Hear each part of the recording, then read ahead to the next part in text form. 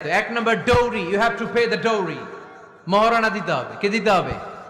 মহারণা দেয়া নফল, তাই না? মহারণা দেয়া তো সুন্নত, তাই না? আওয়াজ করে বলতে হবে মহারণা দেওয়া কি? وآتوا النساء صدقاتهن نحلا فإن طبن لكم عن شيء منه نفسا فكلوه هنيئا مريئا سبحان الله পড়েন। আল্লাহ বললেন ওয়াতুন নিসা সাদকাতিহিন্না নিহলা, সন্তুষ্ট চিত্তে স্ত্রীর হাতে বিয়ের মহরানা তুলে দাও। ফরজ মহরানা দিয়ে দিবেন। আমরা মহরানা তো দেই না, তার বিপরীতে যৌতুক নেই।